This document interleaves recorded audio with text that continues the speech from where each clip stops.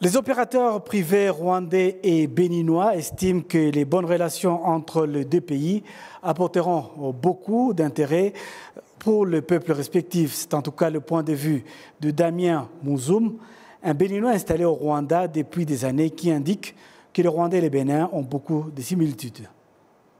Le Bénin, c'est le pays où la plupart des esclaves ont été pris pour être déportés, vendus en Amérique.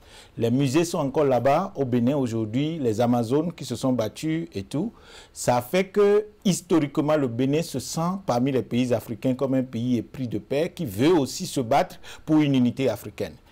L'histoire du Rwanda semble être récente parce qu'il y a eu le génocide perpétré contre les Tutsis ici en 1994 et les deux n'étant pas pareils mais qui ont des dénominateurs communs en termes de souffrance de l'être humain. Ça fait que moi je vois le Bénin et le Rwanda connectés en esprit. C'est ça qui fait que ça ne m'étonne pas personnellement parce que je suis dans un travail de recherche, de voir que le Bénin se rapproche du Rwanda malgré la distance et parfois même nos querelles avec nos voisins. Parfois, on ne peut même pas s'entendre avec le Nigeria pour des raisons géopolitiques et stratégiques. Mais qu'est-ce qui lie le Bénin et le Rwanda? Même chaque jour, pratiquement, les gens me posent la question. Donc, je pense que quelque part, il y a ce côté, mais quand on quitte le côté fondamental des valeurs, des principes, des choses que les pays-là ont souffert et qui ont fait qu'ils pensent que l'unité africaine, à travers eux, vous avez vu le Bénin aujourd'hui, aucun pays africain n'a plus besoin de visa pour aller au Bénin.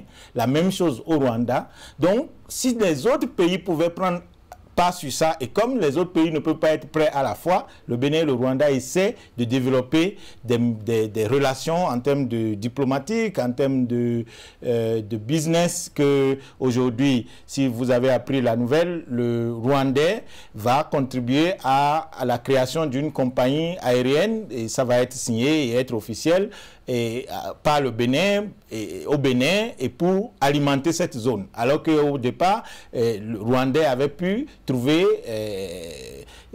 destination à Cotonou à travers le Gabon pour alimenter cette zone de l'Afrique de l'Ouest et l'Afrique centrale. Et quand vous voyez la question du coton, nous, la production majeure au Bénin aujourd'hui, c'est le coton. Le Rwanda fait la promotion de ce que nous appelons Made in Rwanda. Mais le textile, je ne vois pas beaucoup de production de coton ici, à moins que je me trompe. Mais nous, on en produit, c'est notre production primaire au Bénin. Et s'il y a des coopérations comme ça, sud-sud, qui peuvent se passer entre des pays africains, je pense que c'est de bonne guerre et il faut l'encourager. Même si à l'étape humaine, il peut y avoir des imperfections, il peut y avoir des défauts et autres, mais on ne peut que s'unir aujourd'hui en tant que peuple africain. Et je crois que le Bénin et le Rwanda essaient de donner l'exemple, ils essaient de faire de leur mieux. Et si nous pouvons quand même encourager cela et voir quels sont les avantages que chacun de ces peuples peuvent se créer. Parce que les présidents, eux, ils essaient d'unir les pays. Mais c'est les peuples qui doivent bouger. S'il faut que des Rwandais voyagent pour aller découvrir ce qui se passe au Bénin, aller travailler au Bénin s'il le faut, il faut que des Béninois aussi se déplacent pour venir ici au Rwanda. Et donc, pour moi, humblement, pas parce que je suis des deux pays, mais je crois que l'Afrique a besoin de s'unir et il faut que ça commence par quelque part. Et c'est ce que nous sommes en train de voir. Et puis Damien, tout comme Madame Wizera Gloria, qui intervient dans l'industrie textile créative et d'avis que la coopération entre le Rwanda et le Bénin réserve beaucoup de bénéfices aux deux peuples. Le message que je partagerai à mes compatriotes, c'est de leur inviter à s'y rendre. Les opportunités sont là. Les efforts ont été fournis par notre gouvernement du fait qu'il y a notre compagnie aérienne qui nous relie entre le Rwanda et le Bénin. C'est déjà un pas. Et je me dis aussi que même le gouvernement béninois aussi nous a facilité avec notre entrée, nous installer, avec tout ce qu'il faut pour que nous puissions faire des activités commerciales au niveau du Bénin. Les opportunités sont là, ils sont ouverts à toute personne étrangère qui nous concerne. Et je me dis qu'on ne devrait pas vraiment se limiter juste sur notre région. Ouvrons-nous à travailler avec le Bénin. Les opportunités sont là.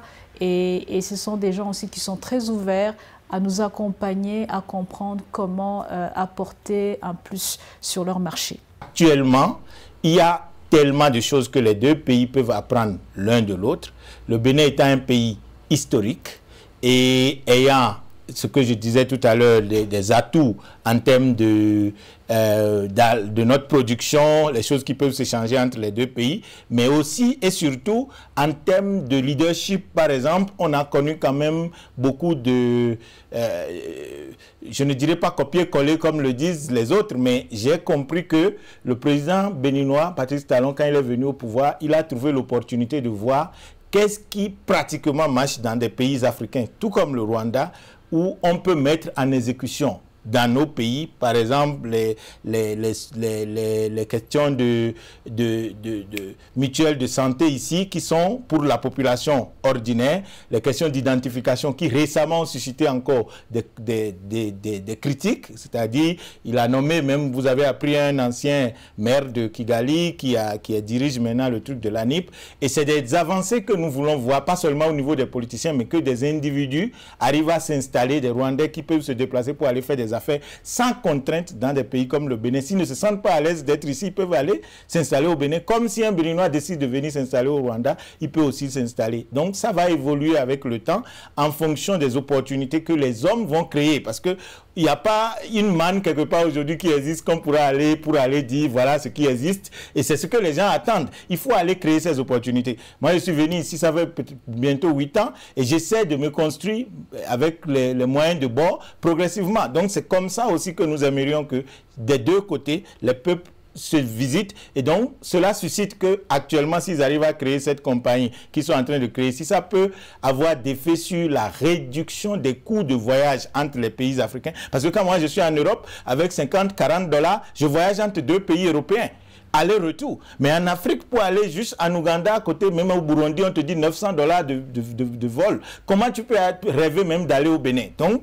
je crois qu'il y a encore, malgré l'évolution, l'avancée, l'éclairage d'idées de nos leaders, il y a encore beaucoup de choses à régler par rapport à nos propres réalités, aux moyens, pour que les uns et les autres puissent profiter. Sinon, moi, je crois que quand les deux peuples s'unissent et ils arrivent à se visiter suffisamment, les opportunités vont se créer tout seuls. Donc, ce serait peut-être exagéré de vouloir lister des choses pour donner de fausses espoirs à des gens qui vont peut-être dire ok, on va au Bénin parce que M. Damien a dit voilà ce qui existe là-bas. Mais quand vous allez là-bas, il y a toujours d'opportunités si les gens sont ouverts à créer, à découvrir, à se réinventer et à les regarder de travers.